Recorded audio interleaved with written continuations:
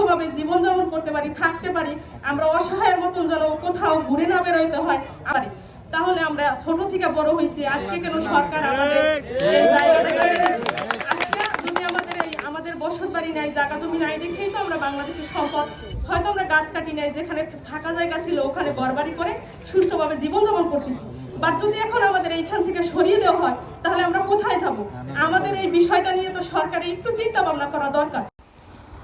গত কিছুদিন যাবৎ গাজীপুরের কালিয়াকৈর উপজেলায় সরকারি জমি তথা বন বিভাগ এবং কালেক্টরের জমিতে বসবাস করা ভূমিহীন নাগরিকরা ব্যাপক আতঙ্কে রয়েছে। তারা আতঙ্কে রয়েছে যে কোনো মুহূর্তে উচ্ছেদ করা হতে পারে, তাদের নিজ ভিটে মাটি থেকে ভেঙে ফেলা হতে পারে তাদের গড়ে তোলা বা পূর্বপুরুষদের গড়ে তোলা ভিটে মাটি।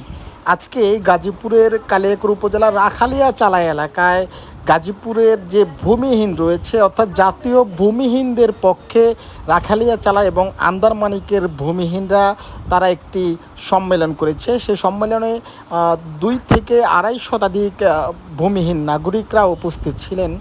সেই সম্মেলন থেকে তারা যেমনটি জানিয়েছেন যে তারা আতঙ্কে রয়েছেন, তাদের মাঝে আতঙ্ক বিরাজ করছে।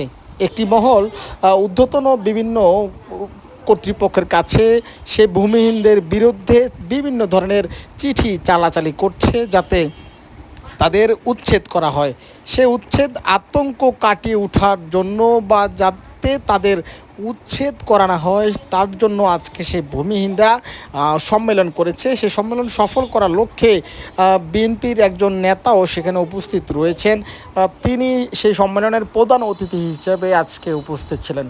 ভূমিহীনরা যেমনটি জানিয়েছেন যে তারা সরকারকে অর্থাৎ ইউনিয়ন পরিষদের ট্যাক্স প্রদান করে তারা সরকারি জমিতে বসবাস করছেন এবং আন্দারমানিক এবং রাখালিয়া চালা এলাকায় ভূমিহীনরা আরও জানিয়েছেন সরকার তাদের বন্দোবস্ত দিয়েছে, অর্থাৎ গাজীপুরের জেলা প্রশাসক 1980 সালে তাদের বন্দোবস্ত দিয়েছিল রাখালিয়া চালা এবং আন্দারমানিকে যে ভূমি রয়েছে সেগুলো তাদের বন্দোবস্ত দেওয়ায় তারা ঘর বাড়ি নির্মাণ করে সেখানে থাকছে। একটি মহল জানাচ্ছে তারা নাকি 5 আগস্টের পরে নতুন করে স্থাপনা নির্মাণ করেছে।